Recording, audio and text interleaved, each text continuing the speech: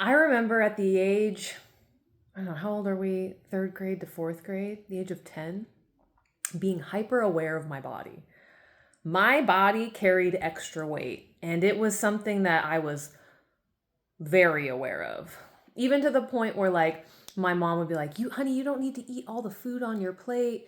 Like, you stop when you're full, which just a kind thing to say, a thing to remember, right? Because as kids also, it's like, oh, you better clean your plate. But it was opposite for me. And it was opposite for me because I was fat.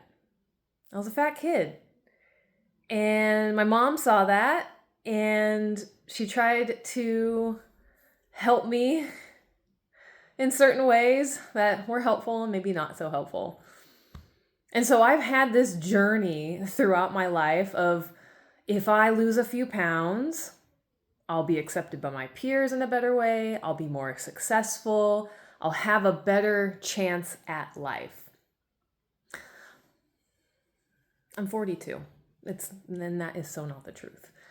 And it's not the truth, but I lived my life and I made decisions in my physical, mental, and emotional space around, if I do this, could I lose weight? If I do this, could I get into a skinnier pant?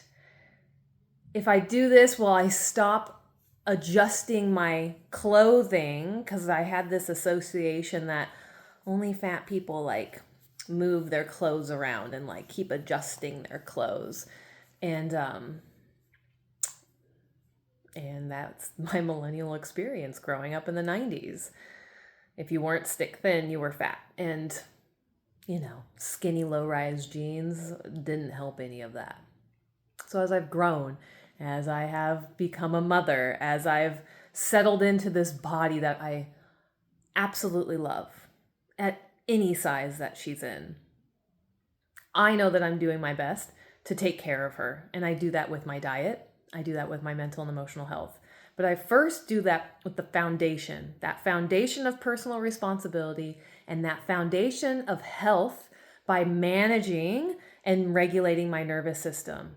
Over the last 16 years, I've fluctuated a bit, but at the same time, like, I have come to so much love and appreciation for my body, and I know what to do. I know how to influence the weight that I carry physically, mentally, and emotionally.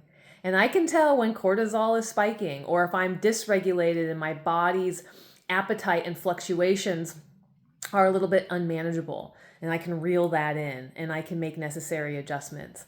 And I've watched this with practice members over years and years, that when they get more regulated in their system, when their body goes into nervous system healing, right? Healing goes into the stress and tension patterns that are actually causing a lot of discomfort. Regulation can happen in the moment. Beautiful practices to have. Nervous system healing goes deeper. We want to go deeper. We want to get to the root of the cause.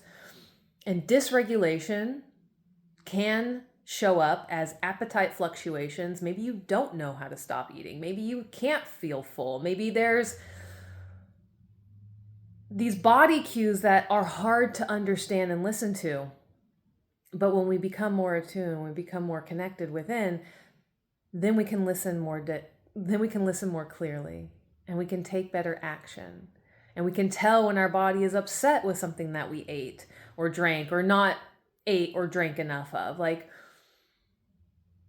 it's our job to take care of ourselves, and it's our job to listen and create enough stillness and space within to be able to hear your body's wisdom, connect to your innate intelligence, and take appropriate action so that you have the best chance of becoming the greatest version of yourself. And the greatest version of yourself is healthy and well and feels successful no matter what.